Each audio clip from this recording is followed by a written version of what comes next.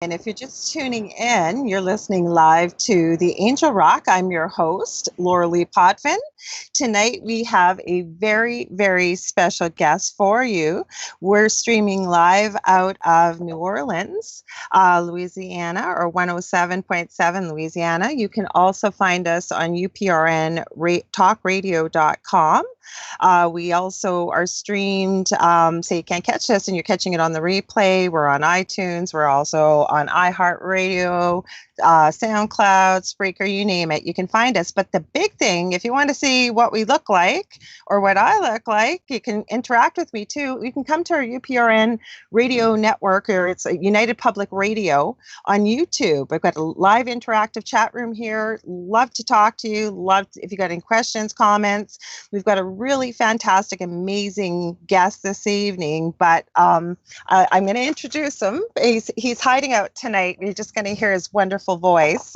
But I should tell you a little bit about me. I'm from Canada. I am a registered nurse. I'm also a psychic medium, crystal Reiki energy healer. I'm also a spiritual teacher and mentor, as well as this show. Every time you tune in, you're going to find something different about it. I say we basically illuminate the light on all areas, the spectrum of the paranormal, and anything from being what I am, a light worker, from angels to elementals to UFOs to the paranormal, and a little bit of conspiracy theory thrown in there as well. So you're going to get a different show every time. We've got fantastic guests. If you ever want to get a hold of me, I always usually forget at the end of the show. So you can reach out to me on Facebook at facebook.com/The Angel Rock. I also have two groups on Facebook. You can find me at Paranormal University or the Angel Rocker Tribe. And lastly, any comments, questions, or maybe future show ideas or guests, you can email me at theangelrock1508@gmail.com. And without further ado, I'm going to introduce our amazing guest. He's a very good friend of mine. I love doing shows with him. We always have great shows together. I want to introduce Mr. Aage Nost. Welcome, Aage. Well, thank you. Thank you. I am sitting down here in Tucson, and it is hot in Tucson. It's hot here too in Canada where I live. I'm about 35 minutes away from the Minnesota border, right on the northwest corner of Lake Superior in Ontario. I tell people, and I've told you this, right, Aage? Like you said, it's so hot where you live, and it is. Yeah, I know it would be hot. I know it would be hot up there where you are, because when you're hot, you're hot. When you're hot, you're hot. No. Well, you said you've been here because I'm going to go over.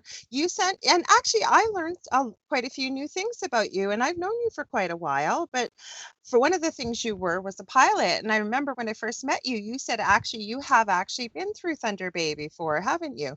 Yeah, quite a few places up there actually. I used to fly fishing people from Minneapolis all the way up into Canada, and it was a lot of fun.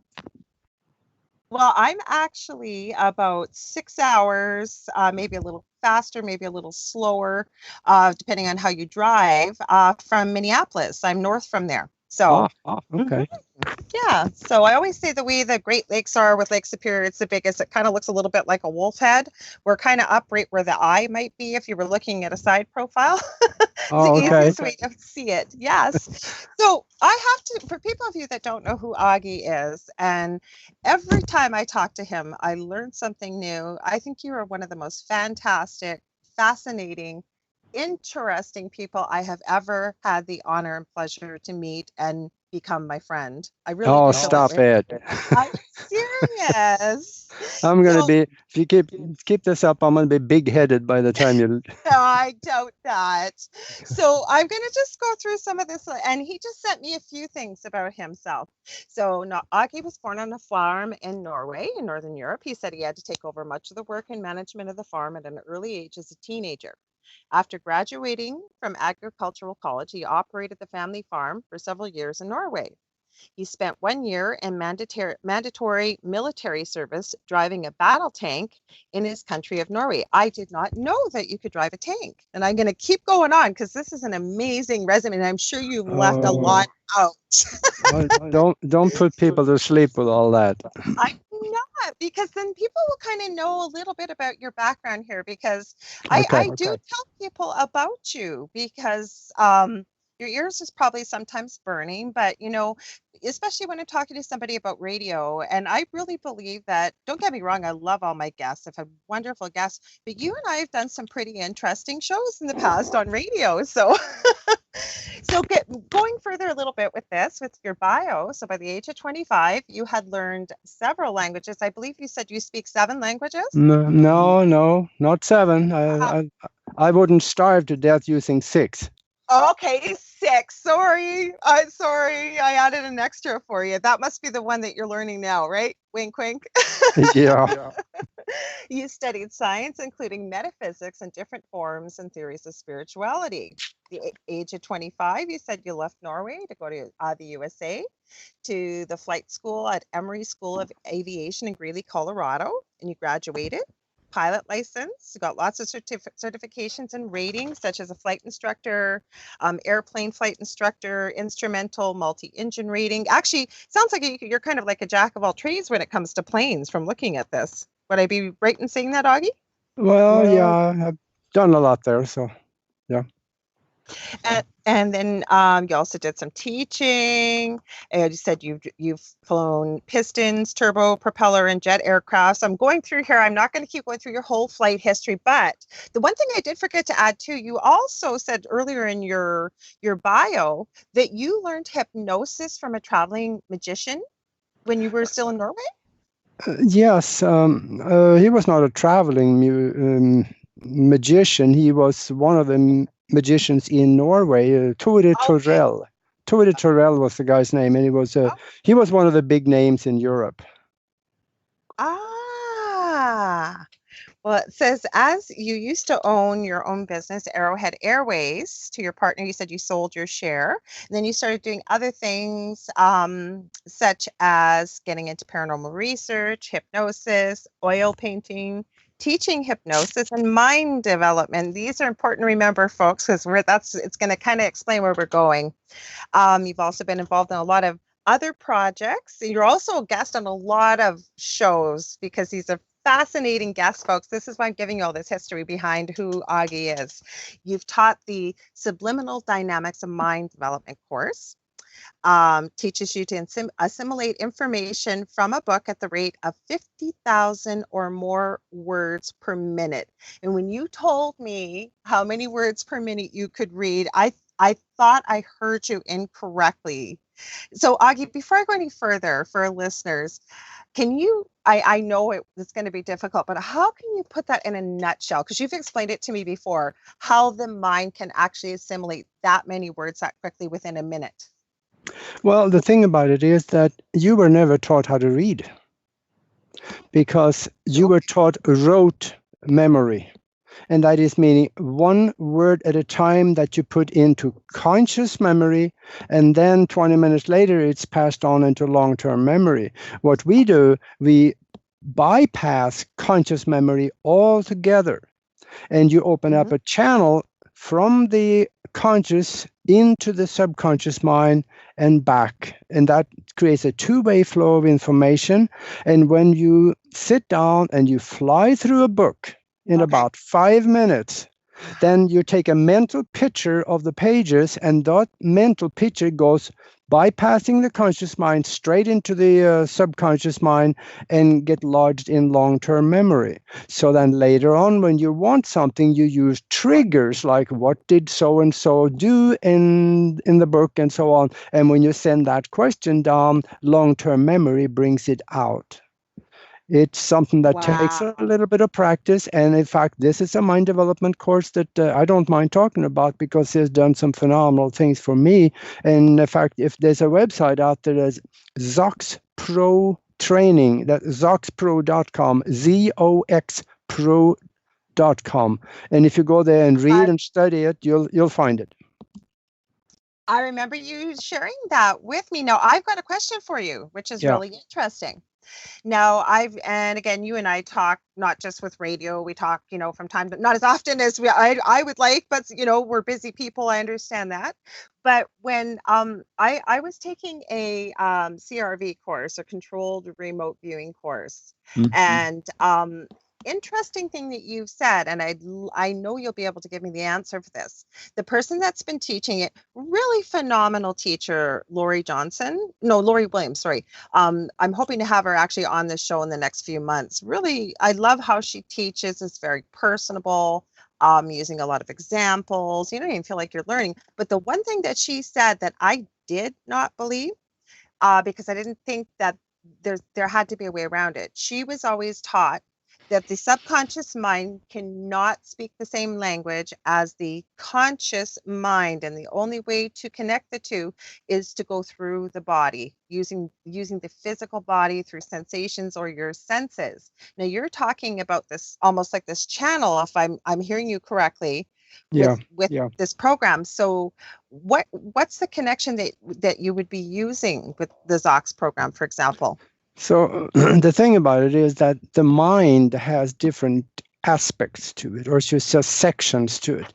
If let's say you see something or you read something and you want to memorize it, what we are told to do is that read it over about 30 times and you'll never forget it again. Well, yeah, that might work too, but that takes a little longer than just taking a mental picture of it. Of course, you got to lower your brainwave pattern down into the alpha range, about the bottom of it, and there's methods to do that.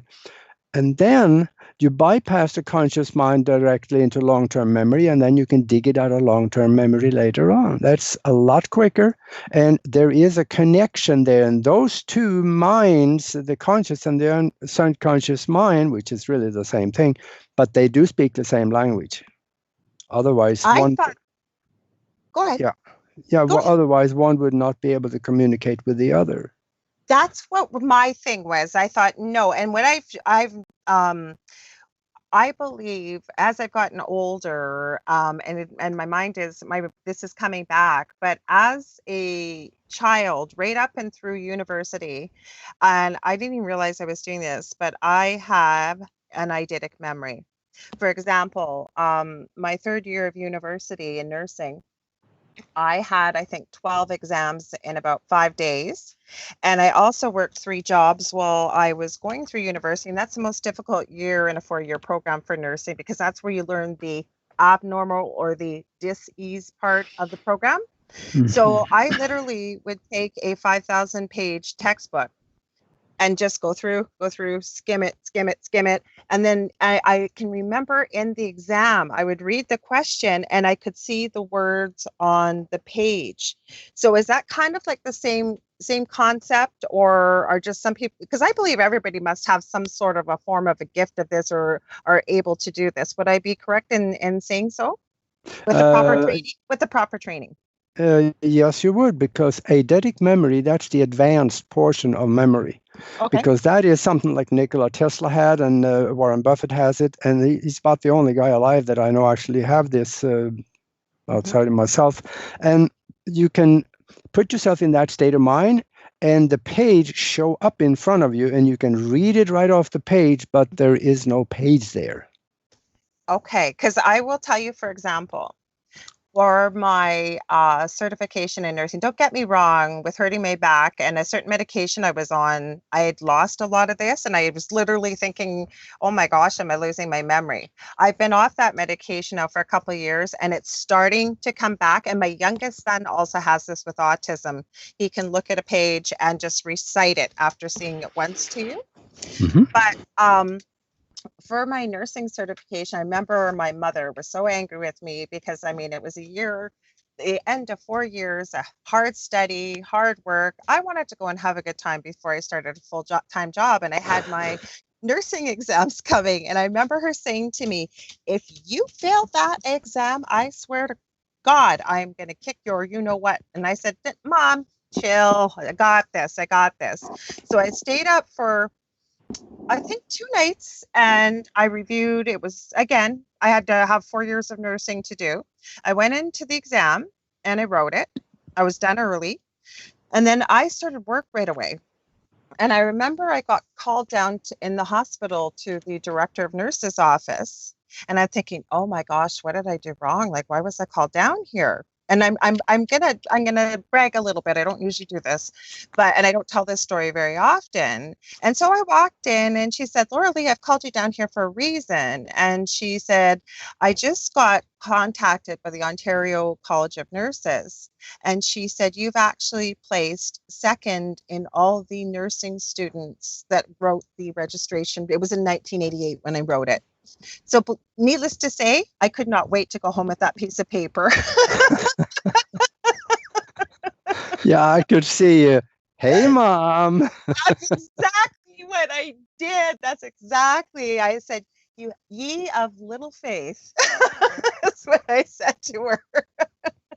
So I don't usually tell that story, but it's kind of a good one. So Oh, that's good.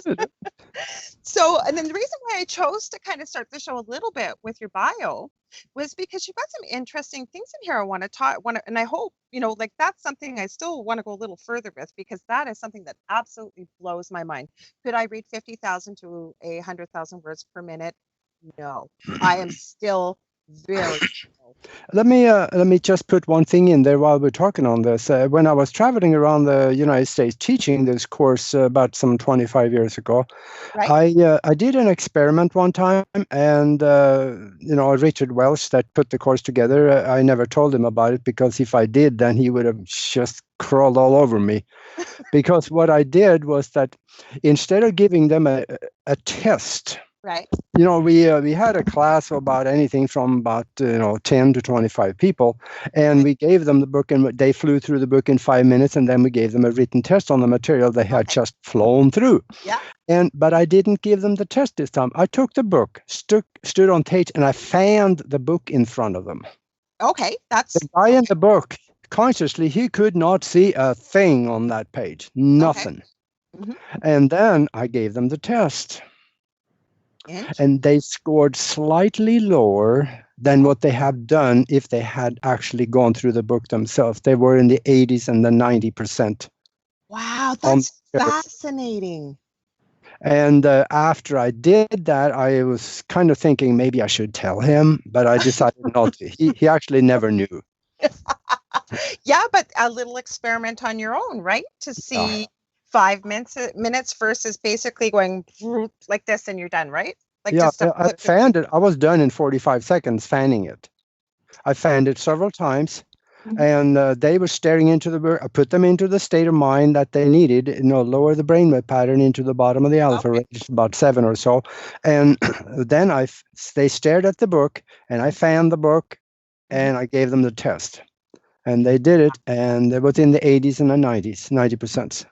Wow. And that so tell you what the subconscious mind can do. Exactly. You took the words out of my mouth, because I was going to say, imagine. Yeah. Well, we're going to get to that, because you and I have had many discussions about this, but we do have someone in the chat room. I want to give a huge shout out to Lisa Renega. She's actually the station director for the Rift Radio Network on Blog Talk Radio, and she's joining us here in the chat. She has a question, though, Aage. She said, for you, she says, how do we bring our brain waves into alpha to memorize the information in the first place? Well, it happens.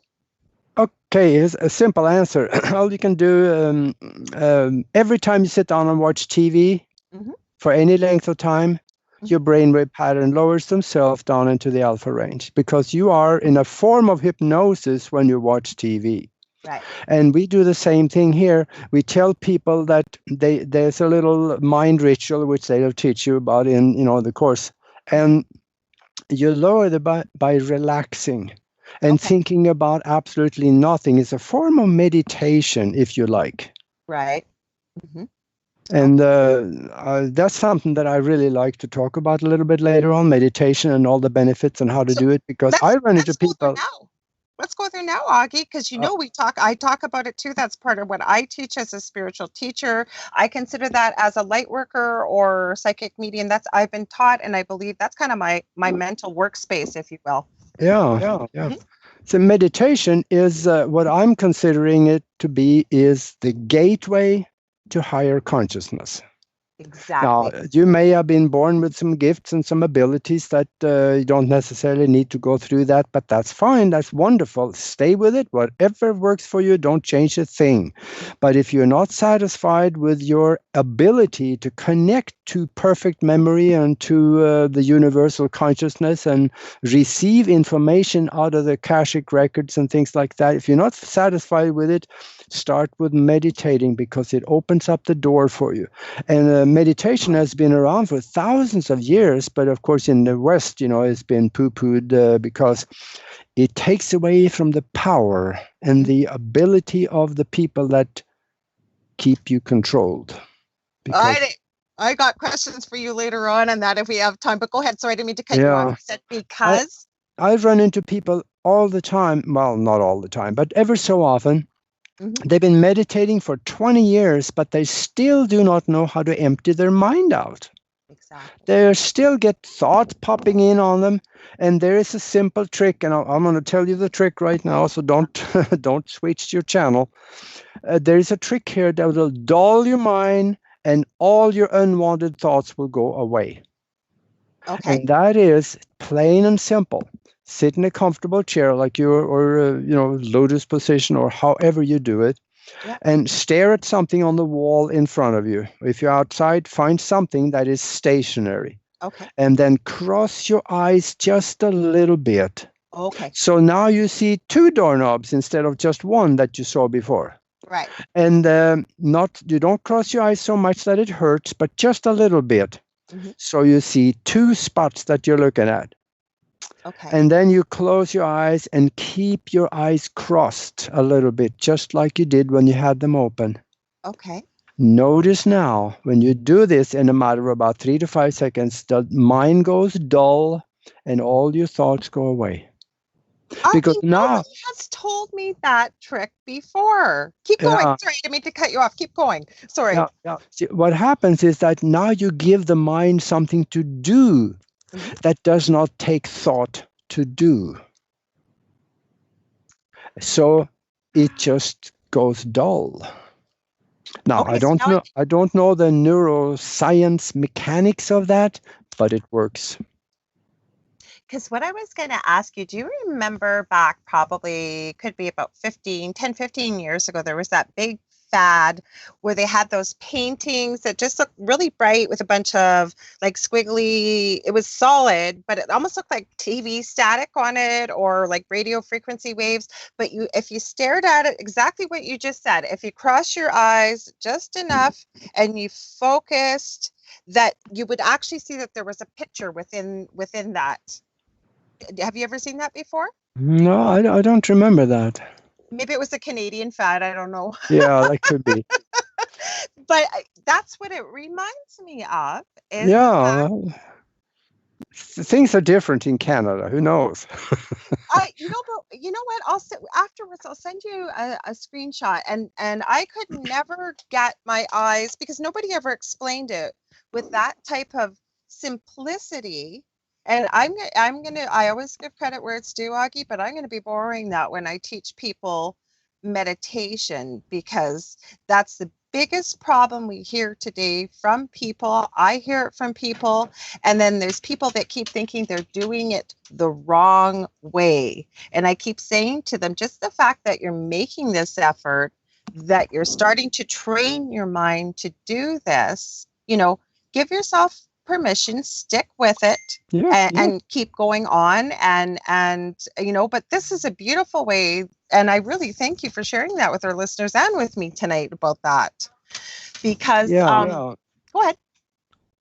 Yeah, and I think there's another thing too. The meditation is not just for developing, a better mind control or getting abilities. Psychic abilities are increased very much, and you have great health benefits, and intuition will increase a lot. You have in schools in Japan right now, in grade schools with the kids, they're starting out with a 5-minute meditation. Love it. And that should have been implemented here a long time ago. Many businesses are using it because it increases productivity, and it manages stress. Mhm. And I mean, I don't have stress. I don't allow stress in my body because it doesn't exist what I'm concerned. Stress is Okay. only organized negative thinking, and I am never going to go there. Now, it also, another thing that happens is that it betters your mood. And what this is an experiment we can actually do, because Okay. any time that you smile, Mhm. the brain, there's a combination between the muscles in the smile Yeah. and the brain, so that when you smile, the brain releases dopamine, which is the chemicals that make you feel good. Mhm. In fact, if you're feeling rotten, Mhm. try to walk around with a smile on your face, and it's almost impossible to feel rotten. That's true. That is true. Yeah. I I do want to give a quick shout out from Lisa Renega. She said, "Oh wow, I love it. Thank you, Augie. Now I have a new way to meditate." So she said, "Huge thank you to you." Oh, absolutely. Yeah, just go do it, and you'll have fun with that one. And now, for the health benefits, I want to mention a few other things. It actually Absolutely. corrects mental disorders. Mhm. It controls cholesterol, Really? and it lowers blood pressure. I knew that. It can actually help on cardiovascular disease, help on asthma. Now, this is out of the medical books now. It's not me saying this. It overcomes addiction to a certain point Wow. and improves the immune system, and especially losing weight. Also, it works there. It says that it works better for women than for men. Mhm. So that's something to remember. And it prevents Alzheimer's. How about that? Im- I could see that. Mhm. Yeah, and it improves the sharpness of the mind, spatial orientation, and memory, anti-aging, and things like that. Alpha. Anytime you go into alpha wave brainwave pattern, you increase creativity. Mhm. And I mean, there's a lot more on that page where I was reading this from. So this is something that, if nothing else, do it for your health. Mhm. What I wanted to ask you, I had also read that if I know, please correct me if I'm mistaken, but 15 minutes of meditation can be equal to like an hour-long nap. Um, Yeah, that's what I used to teach. The 20 minutes meditation is equal to 2 hours of sleep, depending on which expert you listen to. mhm.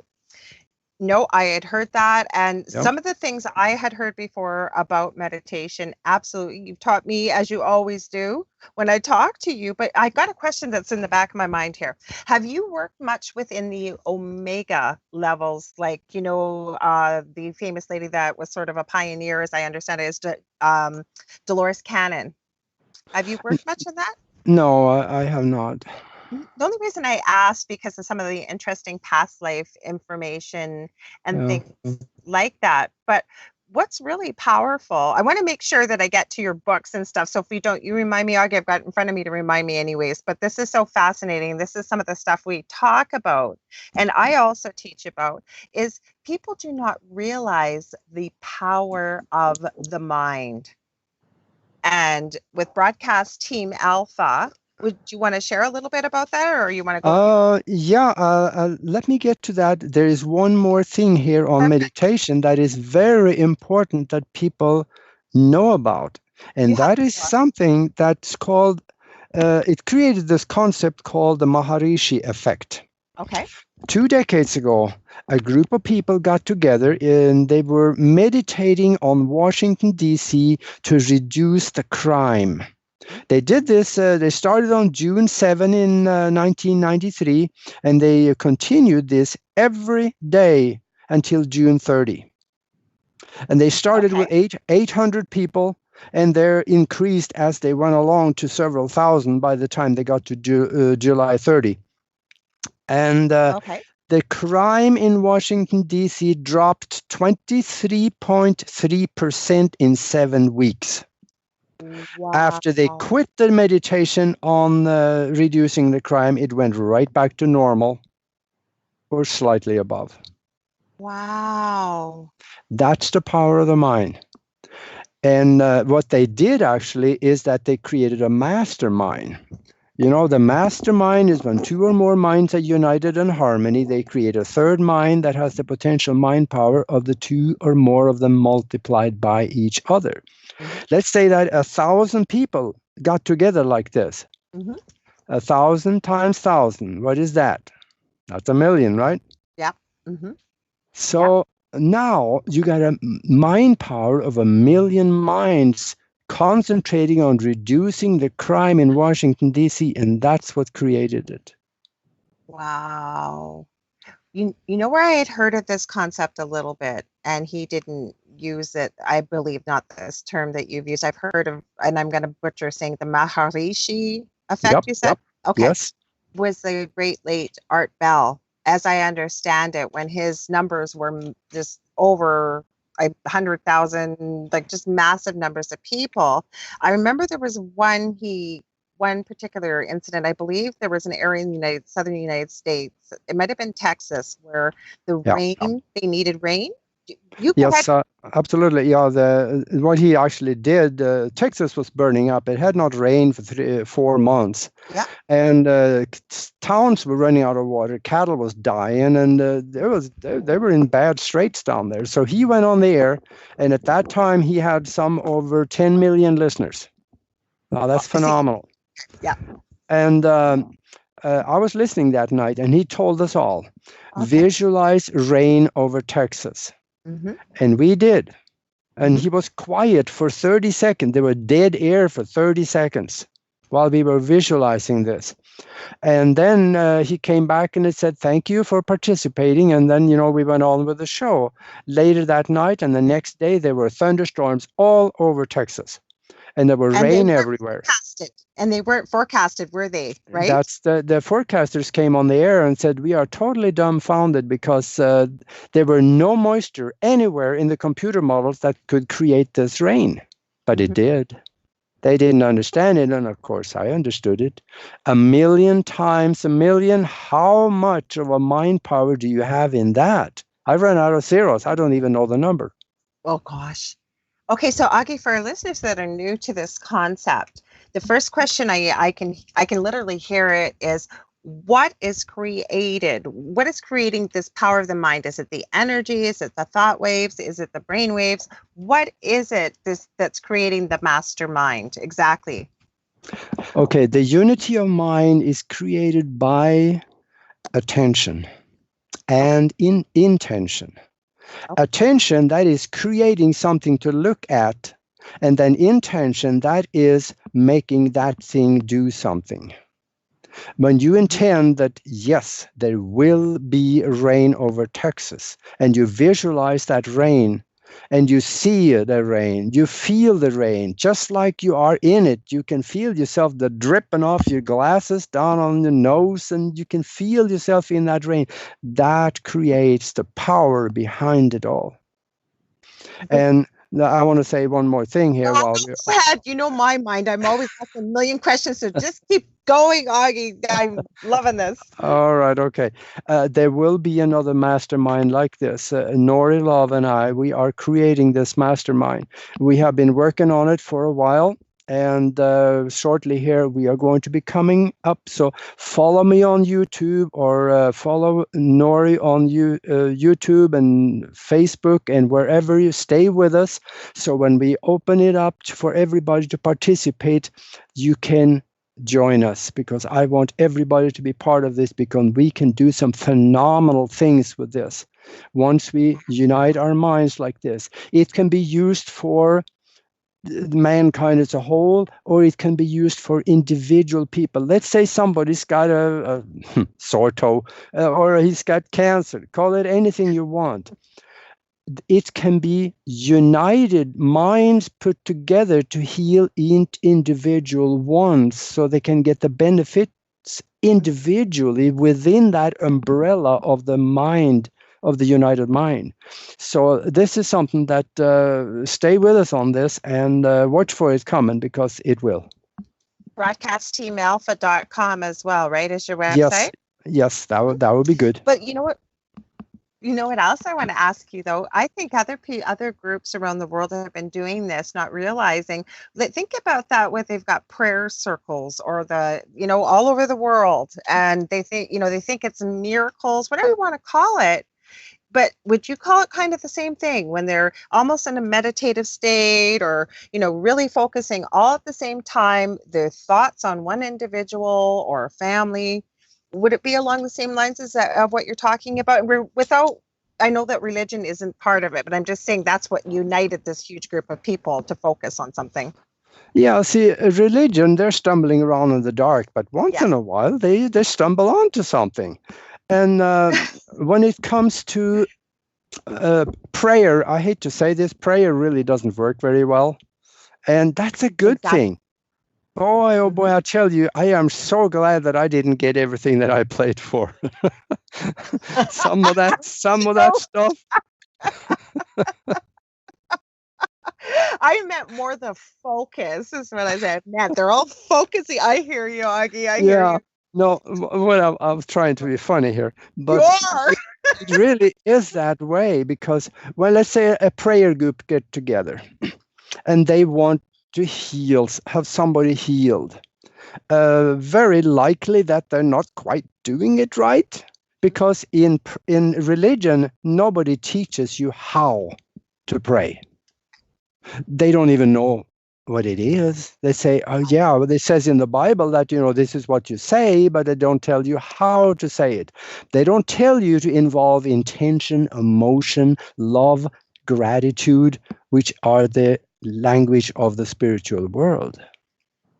They don't talk about that. They say, oh, say this, please cure my cancer. Oh, God, you don't want that term in there, because now you have claimed that cancer like it is your cancer and you hold it close to your chest. That mine, cure my cancer. That's the last thing you want to say. You want to visualize yourself perfectly healthy and put emotion, gratitude for already having it, love, and see the people around you happy for you being cured. You want to see it as done. Okay. And once in a while, when people get together in prayer groups and so on, it works because those aspects of what they're doing is involved in what they're doing, so it works. And I say, don't quit praying, because just because that you don't think it works, you got to do, but add emotion and love, gratitude for having it, and all these things that is involved in the spiritual language. When you do that, and with the laws of the universe as well, though, don't they? yeah, Mm-hmm. yeah, absolutely. And I tell you, when it comes to doing things like this, Lorilei is one of the best that can explain that, how the universe work in relation to our asking for it. So I guess you're going to have her on after a while. I am. I would just touch base with her. We're just working out a date. She's going to be on her. I love her just as much as I love you, Aage. She's a sweet, sweet lady. A nurse too, as well. Yes. Yeah. Reiki master. And you guys do a beautiful job together when you do a show. They've done some great videos. You guys even covered the laws of the universe at the beginning when you first, I believe, on YouTube, didn't you? Your first few shows? Yeah, we did. Yeah, we did. And we overlap pretty good because she is better at explaining the universe and how it works spiritually and with neuroscience. And I'm kind of the egghead behind it, so I can explain more of the science behind it. So yeah, we overlap. So that's why some of those videos come out pretty good, actually. No, you guys are perfect with each other. It's almost like I see a yin yang, because you, like you said, you've got one aspect and the other, and they fit so well together. They make almost a whole piece. I love it. Which one is the yang? I don't know. Later. We got to give a huge shout out to Nori. We love you, Nori. Yeah. Lisa still here with us, and she says in the chat, religion may not be part of it, but she said, but it is, she believes it is to some extent. She said, I believe that Jesus used meditation and the power of the mind to perform his miracles. She said, I believe that is in all of us. Absolutely. She's totally right, because when I talk to Christians once in a while, I talk about meditation, they say, oh, no, that's from Satan. Devil's No, work. Yeah. it isn't. Right in the Bible, I read it says, be still. And he didn't mean sit still in that chair, don't move. That's not what he meant. He said, go within and still your mind.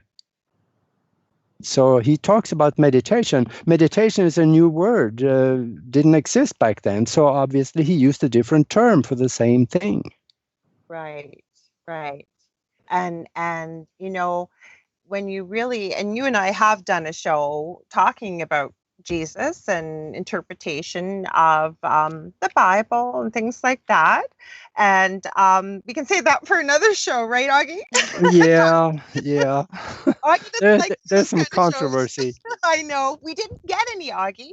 The way I told you we wouldn't. I visualized it that way, and the way we did it, it worked out beautifully. I actually got some really positive things about what we talked about. So that's good. That's good. Mm-hmm. Yeah, there's some grown-up people listening to you. I hope so. Because one of the things there's one thing I wanted to ask you, and I hope you're comfortable, because I know I've heard you speak of it before. When I first met you, you'd also shared with me you've actually meditated for many years of your life, but you had a break in there for a little bit. You said, right? A break? Yeah, didn't you have a few years off, I think you had said, and then you got kind of back into it? But the reason why I'm mentioning it, and if I'm wrong, correct me. Yeah, I had a break in meditation when I came to the United States, and I was so busy flying, I didn't take the time to do it. Mm-hmm. When I was in Minneapolis, we started that flight school. I mean, Christ, I worked around the clock just about. So I really didn't take the time. So they were probably the first 5-6 years. I think I really didn't do much of it. But then I started doing it again a little bit, and I realized that I was really missing out. So I started doing it again. Are you comfortable talking about the download, though, that happened with that? I could. Yeah. I would love for people to, because you know what, I think this is absolutely fascinating. And I know you've talked about it before. I wouldn't talk about something you hadn't talked about before on the air or something. So please, would you share with our listeners, please? It's gonna take a little while to set the stage for it, so they will understand why I got to where I was able to take the time to do this, and that is that. Okay, leave me alone for 2 minutes, and I'll probably be able to pull it together. The floor is yours. Yeah, in 1999, I ended up. I had a radio station in Tucson, and I was hosting and producing 2 TV shows, and I got talked into getting on the ballot and running for Congress. Right. So that's a handful right there, and. When I had the radio station and the TV shows, I had the media in my pocket, so I could just pretty much talk about anything I wanted. And my opponent running for Congress, anytime that he opened his mouth, of course he was lying. He was a politician. And I was there pointing out and made him look like a lying fool every time that every time he opened his mouth. And I made some very powerful enemies. They wanted me off the air really bad. So there was a friend of mine, he was being attacked by the city, and they were trying to take 5 properties away from him. So he transferred the ownership of 1 property to me, figuring I could also probably protect it better than they could, since I was also a paralegal. Yeah. And that worked. I guess that's the house they continued to live in afterwards, because the city took the others. And they filed criminal charges against my friend. And since I was helping him out with paperwork, they also scooped me up and filed criminal charges against me. Oh my God. And I had to go into court and defend myself. And of course, I figured it out that I underestimated the corruption in the courts. So I ended up having to defend myself.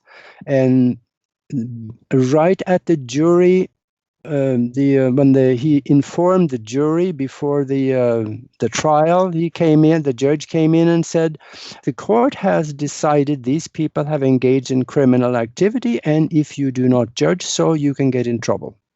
With other words, he ordered the jury to convict. And of course, they did. So I ended up spending 4 years in prison. Oh, Aage, and that is. I wasn't expecting you to share that part. I was talking about the universal download. It ties into the whole thing.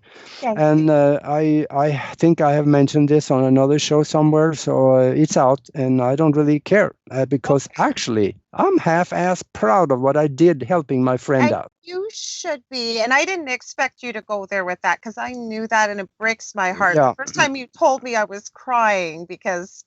Yeah, but that brought me to a place where I had all the time in the world to meditate and to write. I wrote 2 books while I was incarcerated. Incarcerated. Yeah, and I was sitting in the morning watching the sun come up, and I meditated. And there was one time in the meditation where I started to get flashing lights coming in from the periphery of my field, of the side of the field of vision, even though my eyes were closed. And in there, after a while, I started seeing things floating around in this pool that showed up. But it happened so fast, but the mind slowed down, so I was able to see each thing. Okay. The mind slowed down to the point where there was just okay, I had to stop the computer from shutting down there. Gosh, they want to still do this program with me. Okay. I actually I got off track here. I'm trying to save the computer. Go ahead. What you're thinking about? You were talking about that things, but we actually have a comment. So I'll if you want to collect your thought for a second, just Shirley wanted to add. Go ahead. Let me go on. And I was seeing the universe. I saw inventions. I saw the universe, how it was structured, how it worked. I saw the past, the present, and the future. The future that I was going to be in at the same time. It was just floating in this pool of light, and it looked like a stream going from the left to the right within the pool. And it took just a few minutes, and it just started fading, and it was clear in my memory what I had seen. A lot of them were free energy devices, actually, because I was really interested in that. And then after it was over, it was obvious to me that the universe was explained both in concept and detail. And now I sat there, what in the world do I do with this? Wow. And then I just, figured it out that I grabbed a tablet and a pen, and I started writing. And I wrote for 3 days, plus or minus what I had to do. Wow. And I still have the notes, and I have done a lot more with the notes afterwards. But this is going to be coming out in a later book somewhere. I'm not even close to getting that done yet, but I have it in a safe place. So if anything happens to me, somebody else will put that together. That's my life insurance policy, I suppose. Nothing's happening to you because we haven't touched on what you've done to try and reverse the aging process. Yeah. But sorry, keep going. Sorry, getting off track.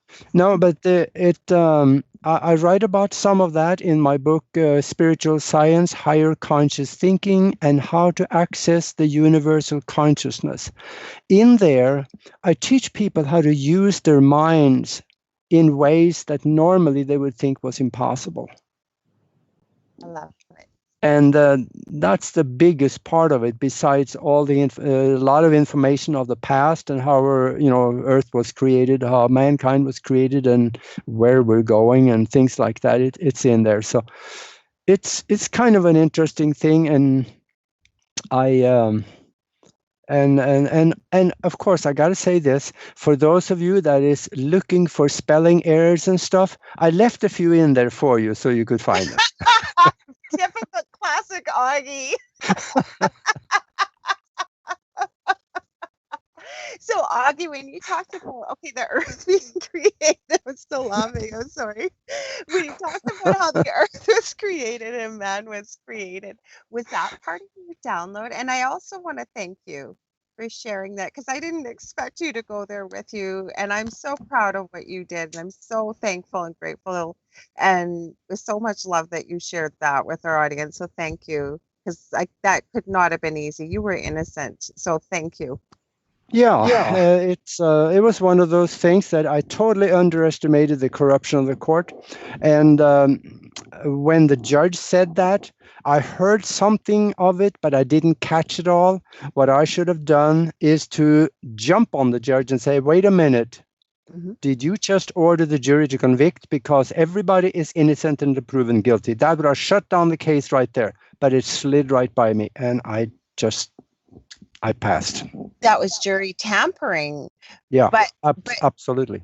But if you think about it, right, and I don't wish this on anybody. I would never wish for you to have to go through that. But so you got this universal download, and then did you start one of your books? Like I know you've got all your notes, but did you write any of your books while you were in there as well? Because you haven't just written one, you've written a few. Yeah, I wrote actually both of them while I was in there. I added a few things to it after I got out, because then I had better access to research. But about 95% of both of them were written while I was in there. Okay, so you've talked about the first one. What's the title of the second one, and where can people find them? Spiritual science, higher conscious thinking, and how to access the universal consciousness. The best place to get them is actually from Amazon, because they're a little quicker. Probably you can get them on one of my websites too, and they're $5 cheaper there, but still Amazon is better. Okay. Because they're so quick on getting it out. They just get it out maybe the next day. Well, yeah. And they're not digital either, right? No. They're just paperback, because I find that digital books, what happens to it when it's on your computer and the computer crashes or the memory stick goes bad? You lost it. It's better to have the book, because 30 years from now, you may want to read it again. Well, plus, you know what? And Serafim and I both are of the same mind that, you know what?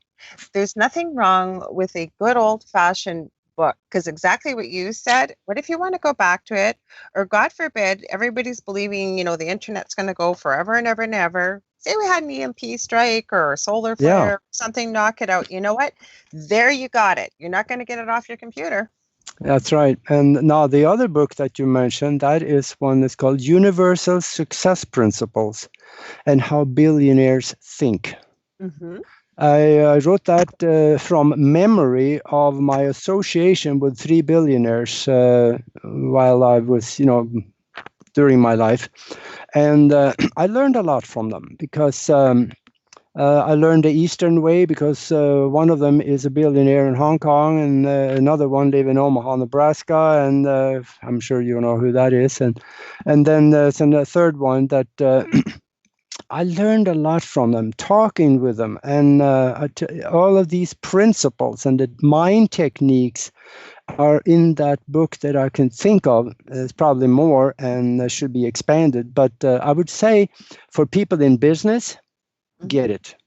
If you want a better family, a smoother working family, get it, because it'll teach you how to operate at a higher level of thinking. It's more like higher level of thinking, and that works both for family, both for associations, both for clubs and business. There are some principles. And one of those principles I'm going to say right now, because that is something that the deeper thinkers will understand it, and that is that there's 2 things that go to the bank. One of them is money, and one of them is goodwill. and they have equal value at different times. Oh, please Take expand. Take that one and put it in your pipe and smoke it. It's that I was told that one when I was sitting in the back of one of these billionaires' airplane talking world affairs for 2 hours, and that is one of the sayings that he told me, and it's always stuck with me. So when you say goodwill, when it's the right time, you mean giving to others, like sharing the wealth? Is that what you mean, or am I Sharing, out back? sharing the wealth, sharing knowledge, sharing companionship, sharing anything that will make another person feel better or save their ass if they're in trouble. You know what, though, and these sound like really simple things to do, and they are, but they take, with anything with time, it's being cognizant of wanting to change, I would believe. Working these principles into your life with the parts that resonate with it. And with anything, once you do something with regularity, it then becomes habit. Would I be right? Absolutely. And there's one thing you can do tomorrow, and that will make you feel wonderful. 100% guaranteed it's going to make you feel wonderful right afterwards. Okay. And that is that when you walk by a homeless person, stick a $10 bill in their hand and see how they light up. You get rewarded more than that homeless person did. You're going to feel like $1 million walking away from that. You're going to feel so good for helping them out. And the beautiful another one of those, here we go again. Here, another one of those principles that I want to say for people that is in business and somebody that, let's say they don't like their job and they'd like to do something different and become something different.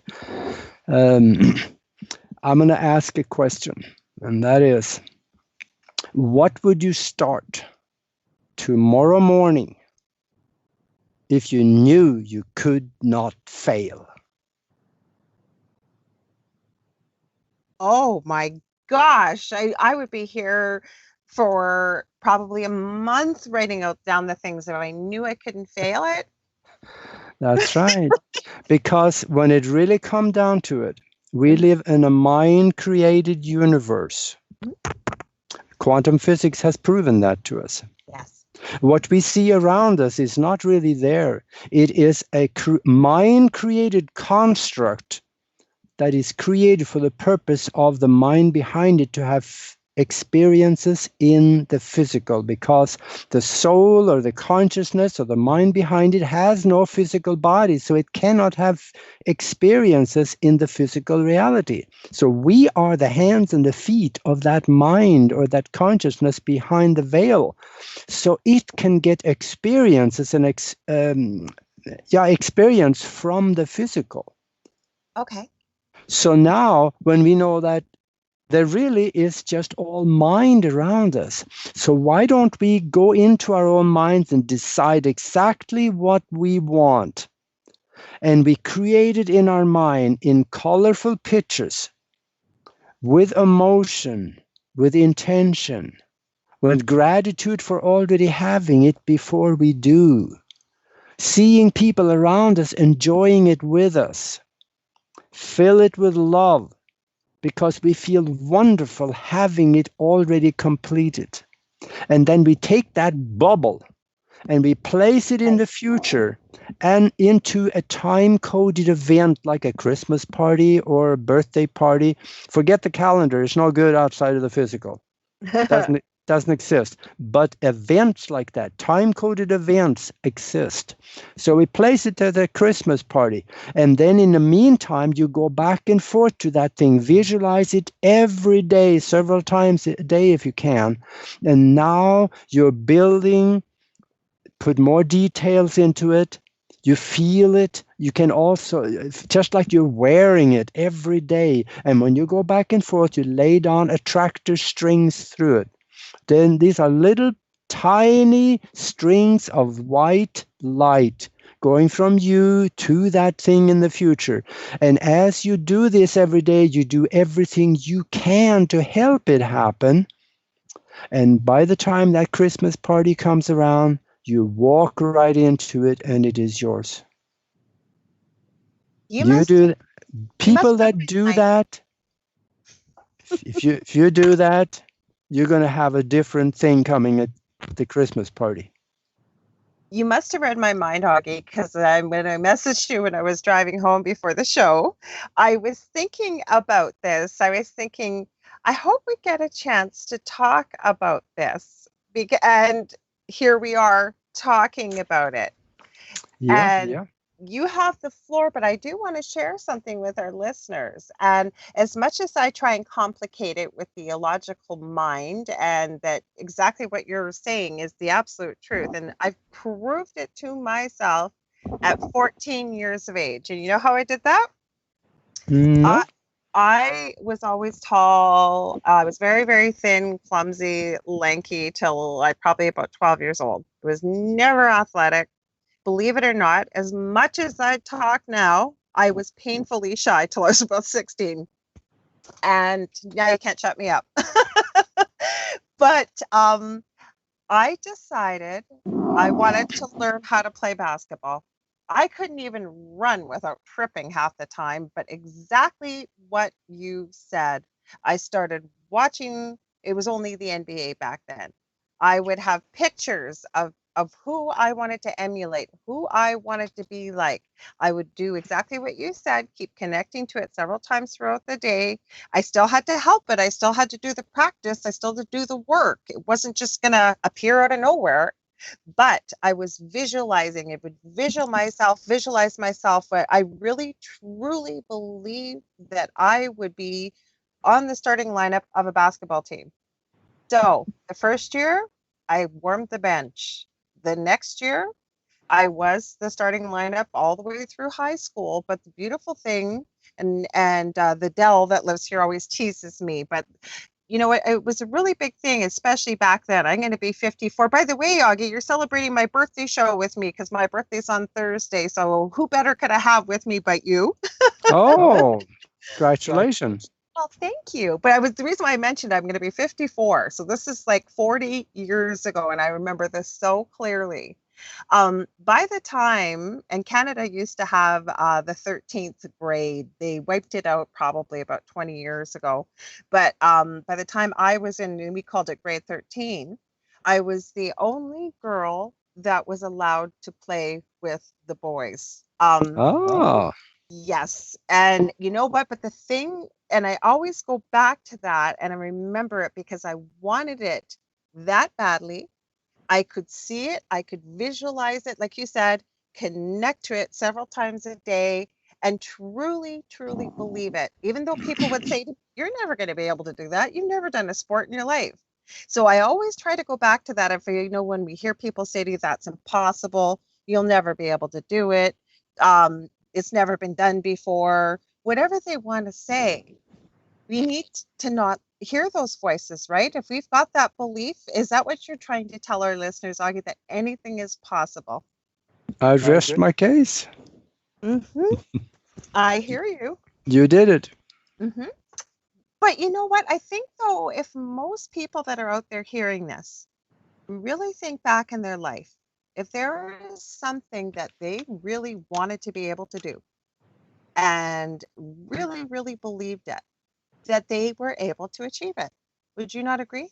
Absolutely. There is no limitations to what you can do. But your mind has to be right in order for extraordinary things to happen. Your mind has to be right. Mm-hmm. You have to have total belief and confidence in what you're doing. Mm-hmm. And then when you sit down and say, oh, gee, I wish I would have a new car, the subconscious mind says, wish, okay, I'll keep you wishing. Exactly. Think about the old saying, careful what you ask for, you just might get it. Yeah. Mm-hmm. Yeah, but wishes, they never get you anywhere. Hoping is not a plan. Right. If I hope I get that job. Yeah, okay. Keep hoping. Subconscious, yeah, the subconscious looks at that and says, well, he hopes to. I'll help him. I love how you said that. I'll help them. I'll help him hoping. So that's why I think it's so imperative, the words that you used explaining this, believing that it's already Yeah, happened, right? absolutely. And this goes even back to even deeper than just doing it for yourself. Mm-hmm. This goes back to the mastermind principle again. Mm-hmm. Let's say a family get together. Mm-hmm. And they have a situation. Let's call it a new car. They say that the car they have is on the last leg, and it's doing the job, but they know it's not going to last forever, so they need a new one. They Right. get together, decide. Let's say a family of 5 people get together. What kind of car do we want? Right. What do we want the car to be able to do? Mm-hmm. And then when they have decided on the color and interior and everything, then they go down to the dealership and find one that looks just like that. They get in it, test drive it, bring a jar, open it up, and put the lid back on so you can have some of that new car smell. Okay. I thought you were going to say, and then they drive away. No, Never to be seen again. no. It's just live it, Mm-hmm. and then you go back and you do it again the next day. You sit there and visualize yourself driving down the road as you did in that car. And now you do that every day. At the same time, you start putting money away and you start looking at other things that can create excessive funds, discretionary funds that could actually at least get up to the point where they can get the monthly payment taken care of. It's not that hard to do. A lot of people, or most people, can do that. It's just that they never really think about it, or a lot of people do think about it and they go do it.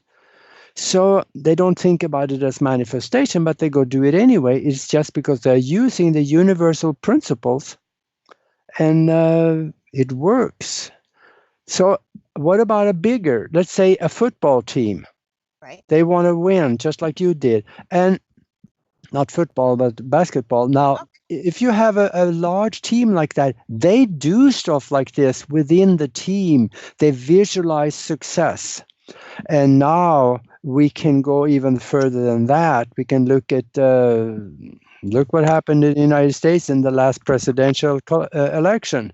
People were sick and tired of the corruption and the inciting that was going on. So we got to change. People wanted change. So this is the mastermind that created that. And this is something church groups, they should do it.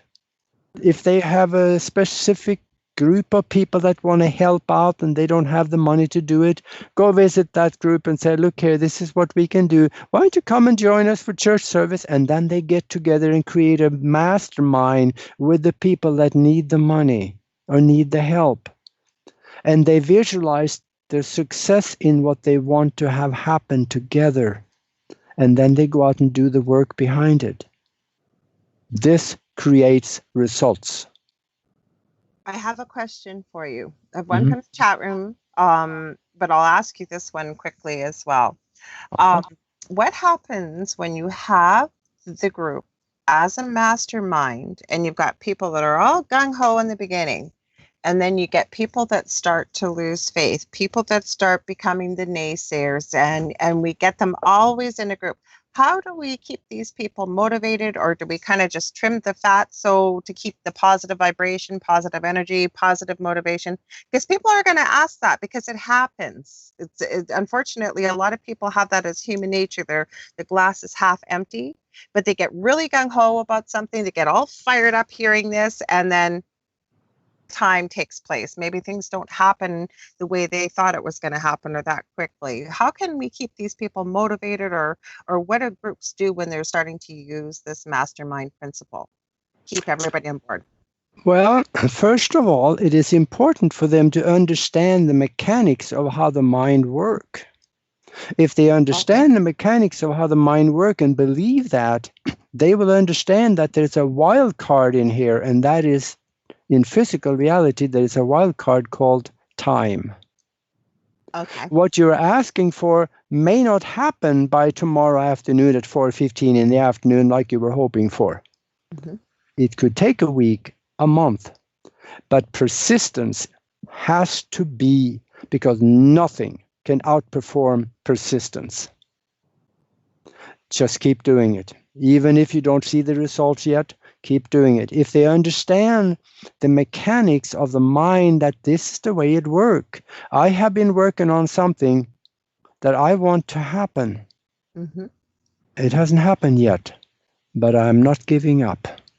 I keep doing it. I keep doing it because I have seen the results. I placed it in the future, Mm-hmm. and it's there. And I'm going back and forth to it. It will happen. I love So, talking to you. You always get me so fired up. I'm always usually fairly positive, but I love this. Sorry, keep going, Aage. Sorry. okay, what were we talking about? You were on so. Oh, well, it's the mastermind again. Because there is no such thing as a man is an island. Mm-hmm. It's lonely on an island if you're just by yourself, because we all need other people. Right. And women need men in their life. Men need women in their life, because we are not meant to be alone. There is an attraction between, here we go, the yin and the yang. There you go. Yin and And yang. there is an attraction that Mm-hmm. creates companionship, and that has different levels to it. And like I said the other day, and I saw it somewhere, I don't know where actually, every woman need a man that messes up her lipstick every day, but does not mess up her mascara. Aw, that's Some of you will understand beautiful. what I just I said. understood immediately. That is so beautiful. That is, but then you hear, right? And then think about the mastermind principle too, because Yeah. this is some of the things I teach, because you hear so many people saying, there's no good men out there, there's no good women. Well, then guess what? Just what you were talking about. You know what subconscious is going to bring you? Either there's that same thing, there's nobody else. Absolutely. Mm-hmm. Yeah, if you keep saying that to yourself, then you're going to end up with a scuzz bucket by the time the day's over. You're going to end up with some pretty messy mascara. Yeah. Perfect lipstick, maybe, but maybe Yeah. not perfect lipstick. I do want to get to a couple comments here for you, Aage, because we've also got Shirley A. Moore joining us with Lisa Renega. So thank you for joining us, ladies. I do want to give a shout out to everybody that's out there listening. If you're just joining us, you're listening live to the Angel Rock on UPRN Radio, 107.7 New Orleans, Louisiana as well. And I have my very, very special guest, Aage Nost. And I should introduce myself as well if you're just joining in for the first time. I'm Lorilei Potvin, the host, and I want to welcome you and thank you for tuning in. But Shirley wanted to say, it's a little while back, Aage, but she said, I studied a course in miracles and I work with the Jesus of that channeled material with, I guess when we were talking about what Lisa had mentioned with the meditation, she said, I've seen many miracles happen this way, but Lisa's questions are, or did you want to comment on that, Aage? Sorry. No. Go ahead. Because Lisa's got some really interesting questions. She's got two. So the first one is, do you think someone can manifest psychic gifts this way, or do you think it's a natural ability? It is a natural ability that everybody have. It is just a matter of, first of all, understanding it a little better than what they probably do, and opening it up to, and I just said before, meditation is the gateway to higher consciousness. You are not going to do a lot of psychic work without having some form of a higher consciousness. And that's one thing that wasn't on my resume, and I don't think in 1997 I had a radio show out of Sanford, Florida, where me and a master psychic was giving psychic readings on the radio for 13 weeks. Mm-hmm. And starting it out, we were kind of probably, well, at least I was average, but by the time the 13th week have gone, we were good at it. There were once in a while we called out their name for the callers before they had introduced themselves. You can get that by training, but you got to stay with it. And yes, I agree, because I was telling you this, or I left you a message about this yesterday. Something has shifted in my reality, and I've noticed this since Friday night. And this used to happen when I was a nurse as well. And it was a little disturbing to me. I now understand it better, working with my guides and again with meditation. But I worked heavily in palliative care.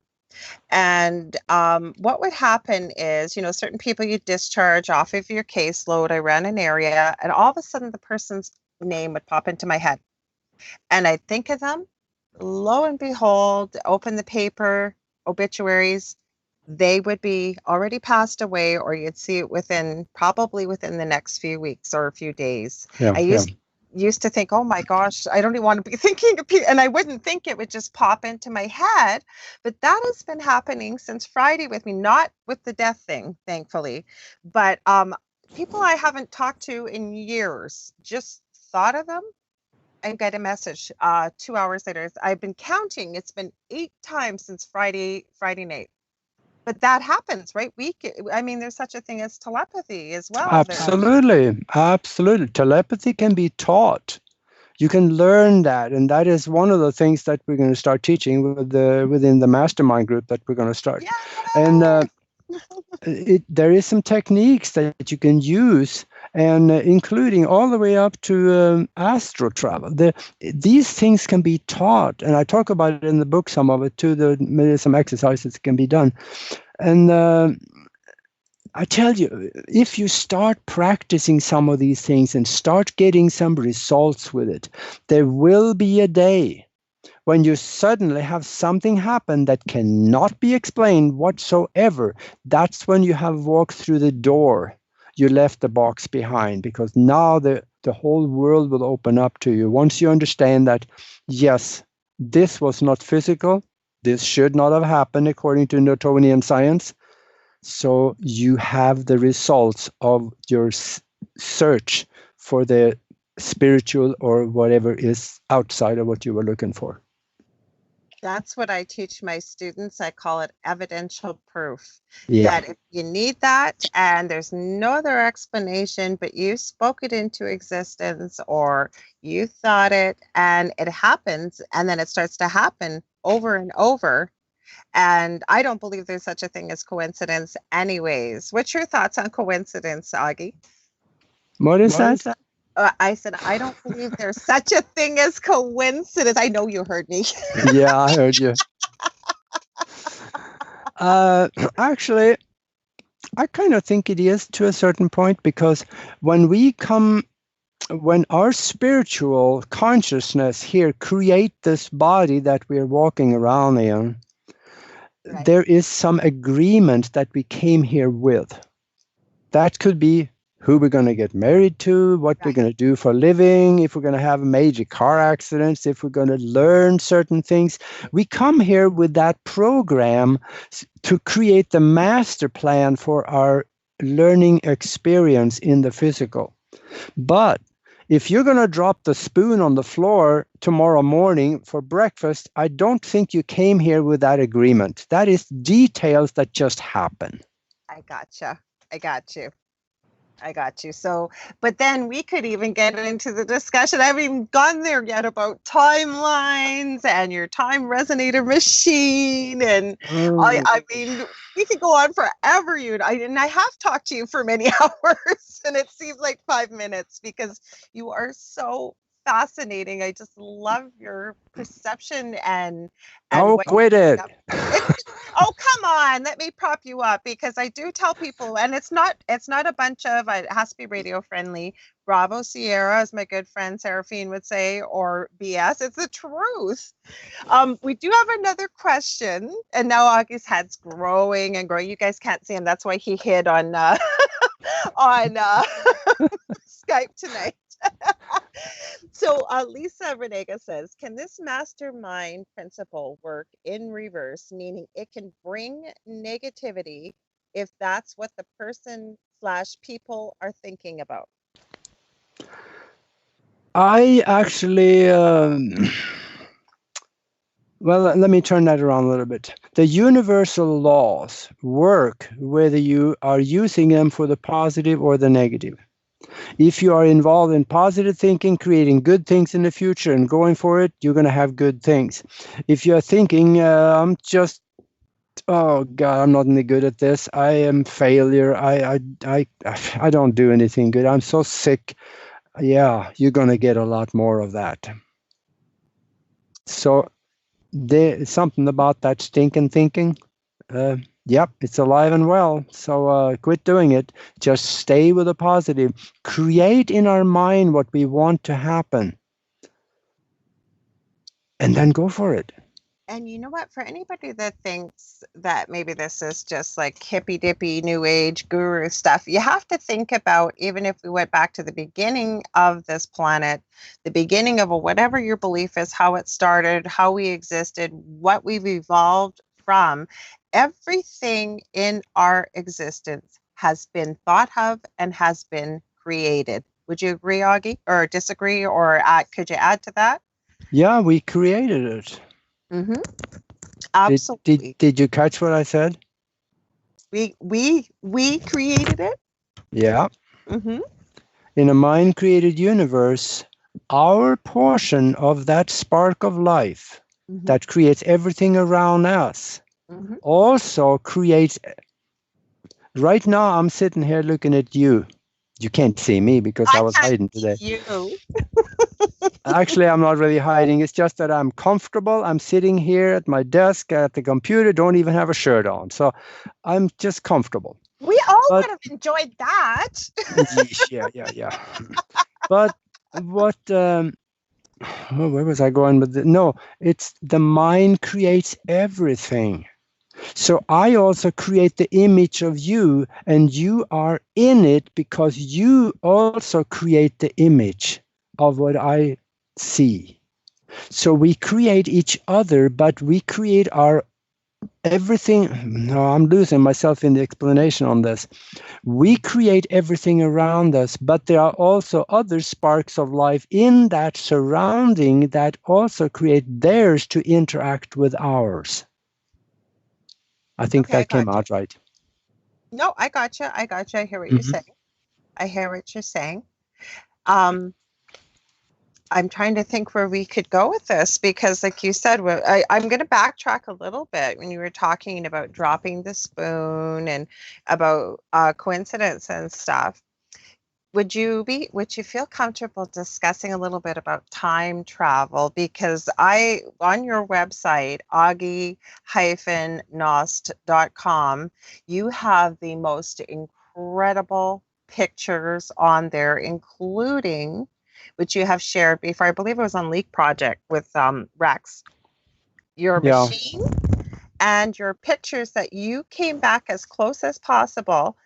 But I think it was within 3 minutes, but you came back to a different timeline. 1 minute. Yeah, 1 minute. Actually, if you want to see that, it is probably one of the only, I think there's a guy over in Sweden that also have photographic evidence of time travel. And there may be others that I don't know about, but there is photographic evidence of time travel on my website, and you can go to www.aage-nost.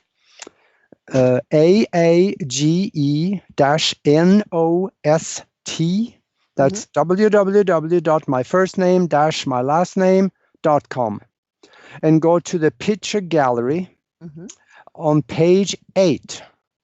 Scroll down about halfway down the page or so, and you will see 2 green pictures next to each other. One of the pictures has you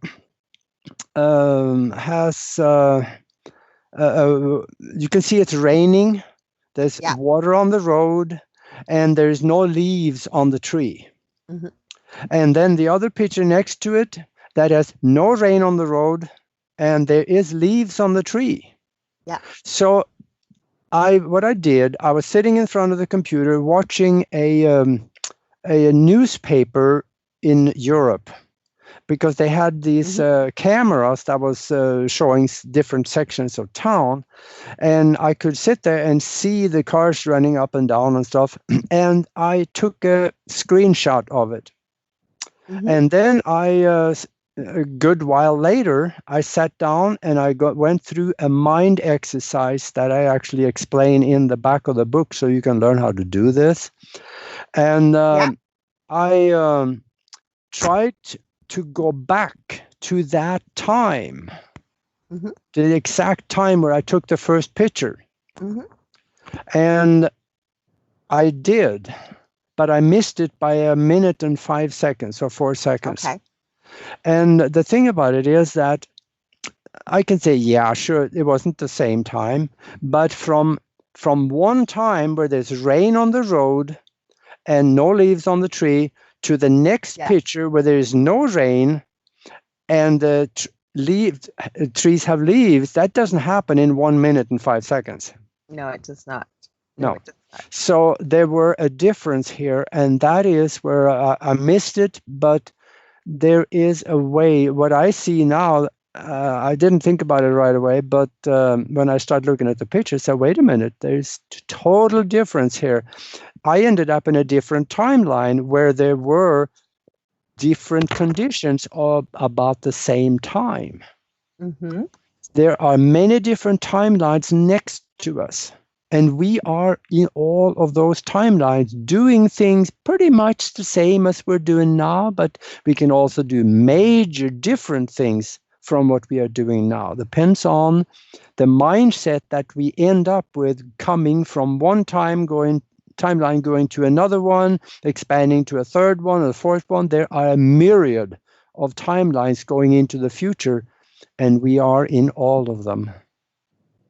That always blows my mind when I start to try and take it apart. And again, time is a man-made construct. There is no such thing as time, whether you want to call it across the veil, whether you want to cross it. What would be the word you would use? Time is just in the physical, it becomes real as an expression of linear time. Right. Time itself, science will find this after a while. What I saw in the download is that time is, you heard that the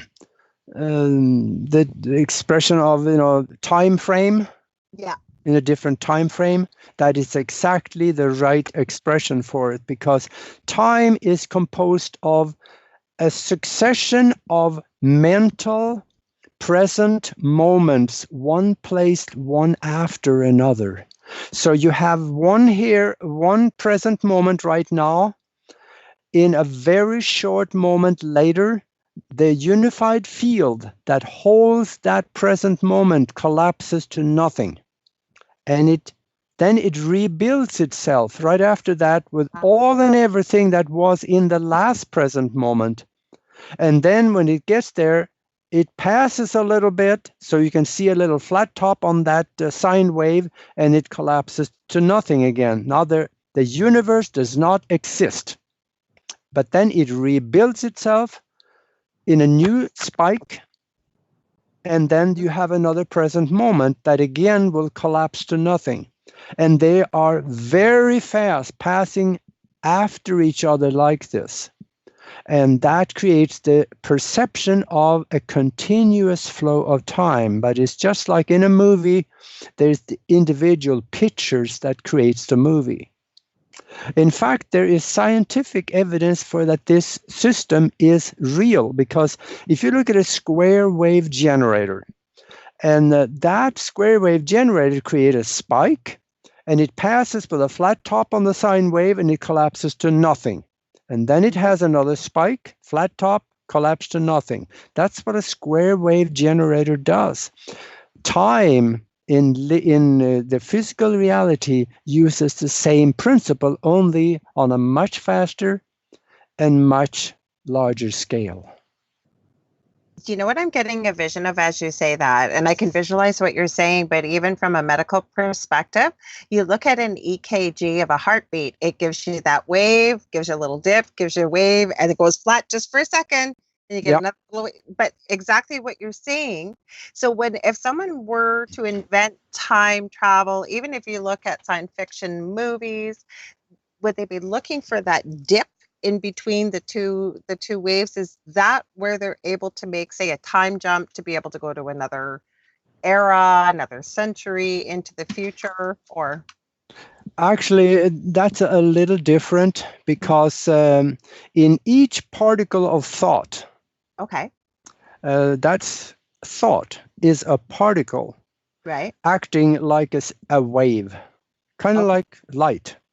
But in the center of that particle of thought, there is a mini black hole that actually gotcha. will give you access to the universal mind because it passes through the black hole into anything that you want and you're thinking about on the other side.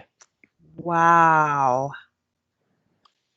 you just blew my mind. This is one of the things that will be discovered shortly. It's in the next year or two. This is going to become public knowledge, more or less, at least in quantum mechanics. Wow. Holy cow. It's already, we've only got less than half an hour, Augie, and I'm not trying to rush you. I'm trying to actually follow a linear little bit of a line. I know you and I could talk to you for hours, but the reason why I brought up your pictures is because I want to mention, I think this is important, is you just put out a video documentary under the brand name Fast Walkers Open Files Volume 6, featuring UFO, alien presence, universal consciousness, the real power of the mind, and other things we are not supposed to know about. And I would love for you to talk about that if you're open to speaking about it. Oh yeah, well, I'm sitting here looking at it, so I can talk about it. It's I was when we cut this video, I was in the chair talking for 5 hours at a studio here in Tucson. Okay. And I think they just dried me out, after 5 hours. But they just took 2 hours of it and made this video. And it is probably one of the most incredible videos that I have seen anywhere out there when it talks about scientific research that proves most of what we talk about today. Wow. In fact, my co-host on the Universal Consciousness show is also on there. And she was very ill, and she healed herself by thinking herself well. I forgot about when she told me that story. Yeah. That's fascinating. Yes, it is. And we talk about the mechanics and the neuroscience behind what she did. And we talk about the planetary positions, how the Earth came about, how this solar system came about, what it is, and how the universe works. And it is probably one of the pearls that is not very well known, but I guess it's out there. And there is, you can Google Fast Walkers Open Files Volume 6, and you will find it. I'm going to be watching it tonight because I just learned about, I remember you were talking about this on one of the shows we had done just before, I think it was before Christmas, when we were talking about time. And I think, were they putting it together? I think they were just starting. I remember you telling me this was from an interview. Yeah. Mm-hmm. And also, actually, there's another one which is basically the same thing. I would suggest, if you're going to watch it, then buy it and keep it, because then you can watch it later.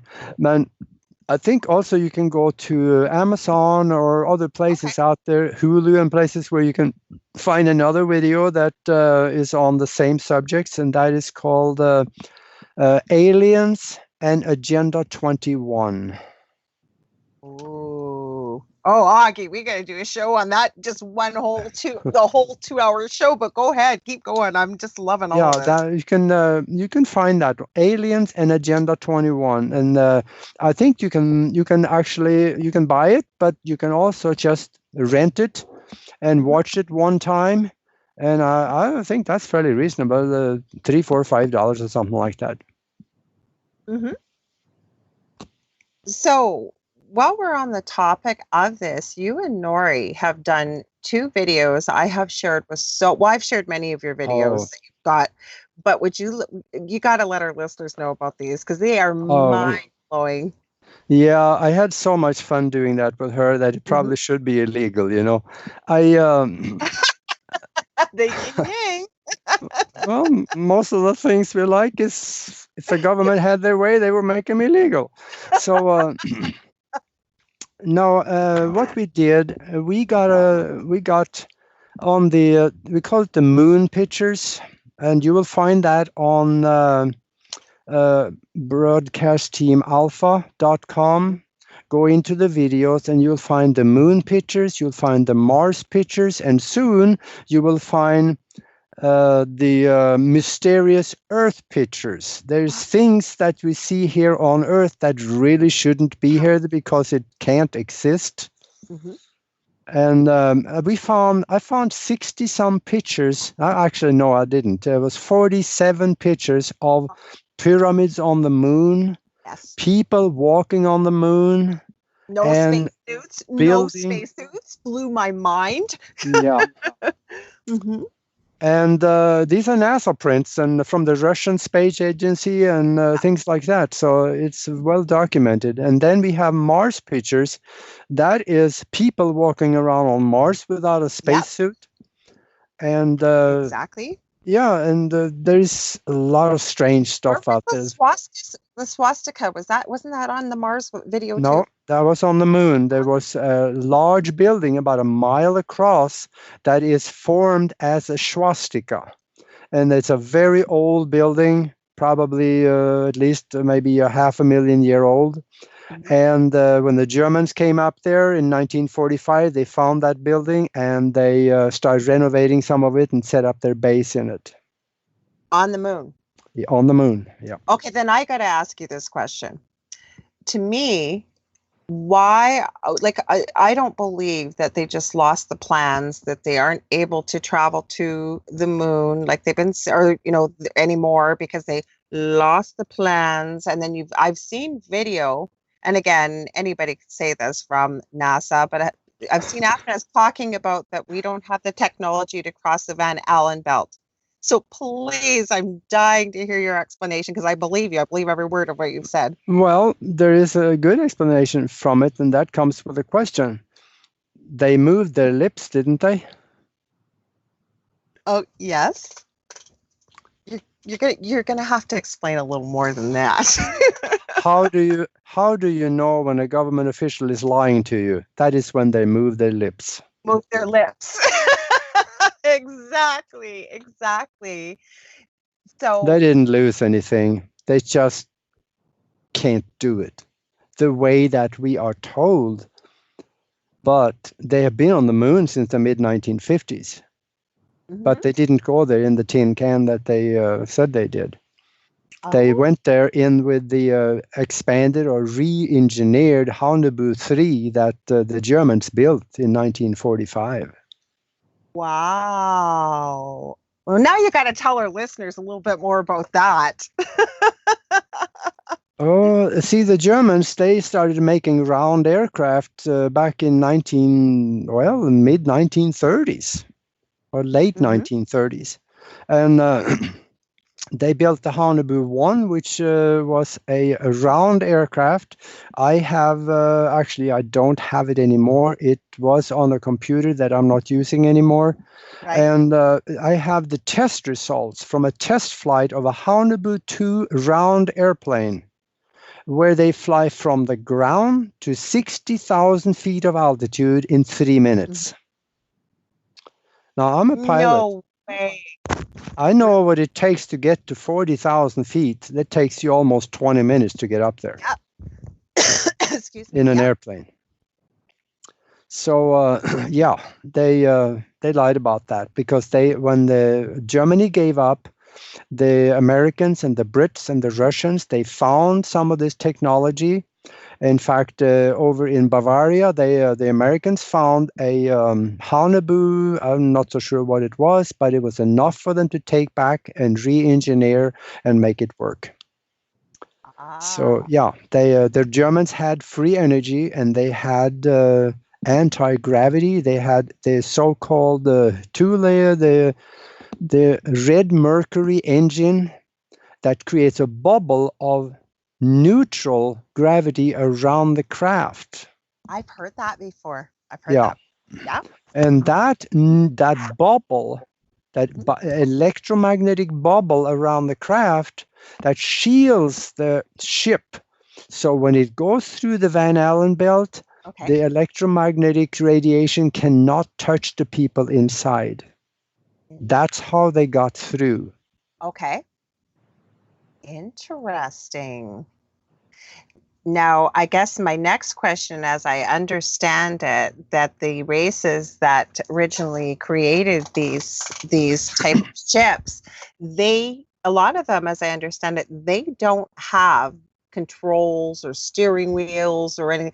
Don't they cut they a lot of that is done with their minds, as I understand? Am I right on that?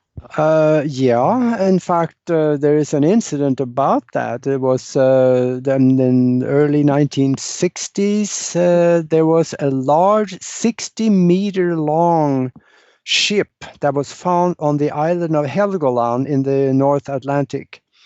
Wow. 60 meters, that's 180 feet long. Wow. And it was a cigar-shaped ship. And when they got into it, Yeah. there were rooms, there were, people in there. There were dead ones because of the crash. And they got into it, got up in front where there was we could call it a cockpit, but Yeah. there were no engine in it, and there were no control panel. But this thing flew. So it was flown by telekinesis, which we would call it, or by the power of the mind. Right. Now, did they say what race or what race of alien or people, as you say, were in there? They appeared to, the way it sounded like from the papers, what I've seen, is they kind of looked like us. Oh, because I've heard the Venusian race looks very similar to us. There's got to be way Yeah. more races, but is that where they postulate that they may have been from?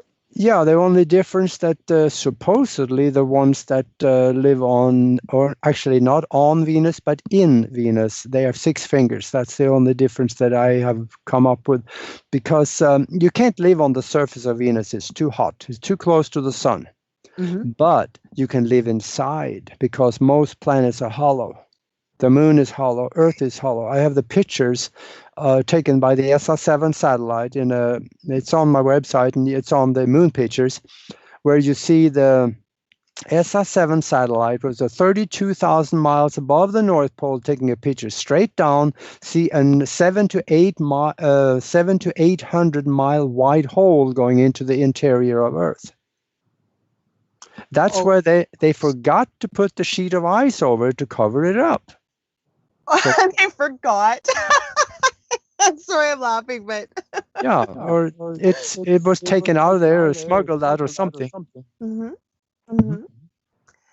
Okay, we've only got just a few minutes left, but I have to ask you one more question about the UFO. I'm gonna have to have you back, Augie. You know I'm gonna be saying, Augie, I need you to come back. I've got so many questions.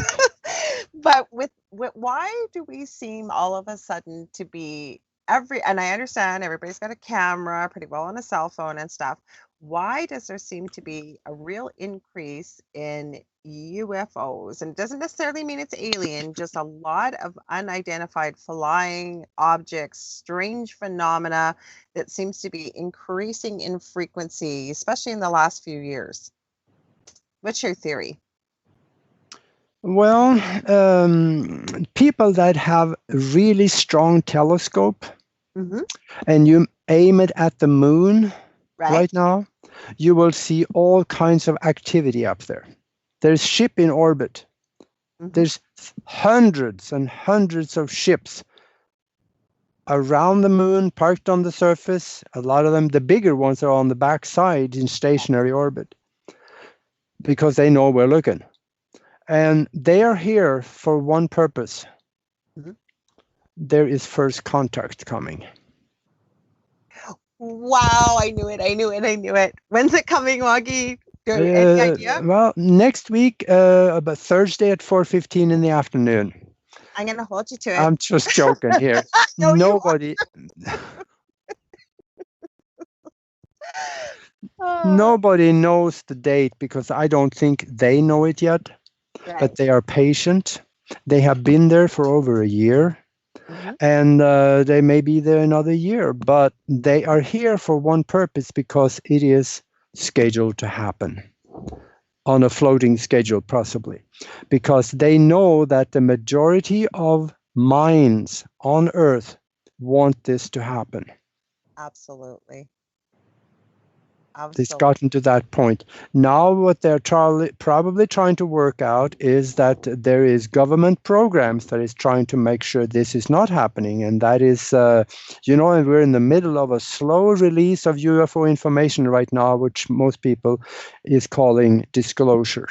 Right. Mm-hmm. And there will be disclosure. They're not going to tell us what we want to hear, but they're going to be some form of a closure where they say, yeah, there's aliens and we don't really know who they are. Or they're going to come up with some lame excuse. Admitting that there are aliens and there are UFOs of foreign worlds here.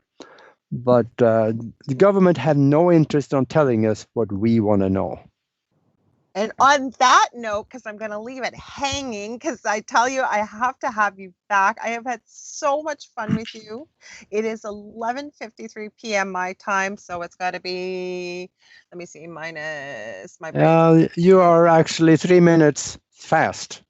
Am I 3 minutes fast? Well, but I know, but I still got to give you time to remind everybody again where they can find you, where they can find your shows, your websites again, everything. Okay. I would definitely say go to broadcastteamalpha.com and go through the videos there. And also, we have a show on Wednesday evening at 8 o'clock in the evening, East Coast time, every week. And also the Universal Consciousness show on Mondays at 11 o'clock California time, 2 o'clock East Coast time. And go to Amazon and have a look at all the subjects that is in this book, Spiritual Science, Higher Conscious Thinking, and How to Access the Universal Consciousness. That's the book that'll teach you how to use your mind that you normally would think would be impossible. You're going to have fun with it. And also another book is Universal Success Principles and How Billionaires Think. That's for people that want to expand especially their home life and economic situation. That is key to that. And of course, the aliens and the aliens and Agenda 21. Go and find that one, and you'll have fun with it. And don't forget your documentary. You got to remind them about that too. Yeah. That's Fast Walkers Open File Volume 6. And friend me on Facebook. I pretty much accept everybody. He does. And you know what, Aage, I can't thank you enough for being here. I thought, let's leave them hanging for the next one when you come back and we can answer some more questions. I'm sorry we didn't take phone calls tonight, folks, but there was just too much to talk about. I want to thank everybody that joined us in the chat room or was listening on uprntalkradio.com. If you're listening to this, you've obviously found it in the archives, but if you're listening live and you want to share this with somebody else to listen to, you can find the replay on the UPRN YouTube channel. We're on SoundCloud, we are on Spreaker, we're on iHeartRadio, iTunes, Podbean. You can find us all over the place where there's talk show, radio. We're pretty well there. I want to remind you that you've been listening to The Angel Rock with Lorilei Potvin. If you want to connect with me, like I said, I am a psychic medium. I'm also a crystal Reiki energy healer. I work with chakras and healing that, auras. I'm also a spiritual teacher and mentor. I do have a YouTube channel on here as well. It's called The Angel Rock with Lorilei Potvin. You can also find me on Facebook under facebook.com/The Angel Rock. As well, please join my 2 groups. We have people, amazing people from all walks of life in both groups on Paranormal University handles more of this type of what we've talked about, the more spirituality that we talked about earlier, mind development, opening your third eye. I know most people ask me that. You can find that in the Angel Rocker tribe. And lastly, if you've ever got a question, a comment, maybe a future guest suggestion, or even a future show idea, please contact me at my email at theangelrock1508@gmail.com. Again, Aage, I want to thank you. This was fantastic. I want to thank everybody that joined us here. Yeah, it was fun. And I'm going to be looking for your interview with Nori Love because she's better at this than I am. Oh, well, I'm going to have both of you one night too, because that's just going to blow people's minds when we get the 3 of us. I have one of those minds that's going 100 miles an hour, and I kept trying. I would wait because Augie's such a good speaker. He has a pause, and I think, okay, stop, I can ask my question. So I want to thank you all for joining us. I send you all so much love and light. I will be back next Monday at 9 p.m. to 11 p.m. Central Standard Time. I've got a fantastic guest coming by the name of Trish Leggett, a registered nurse who works in palliative care and in hospice. And we're going to be talking about death and dying, but from a very positive, beautiful perspective. Have a wonderful evening and an even better, beautiful week. And we'll see you next Monday. Thanks for joining us.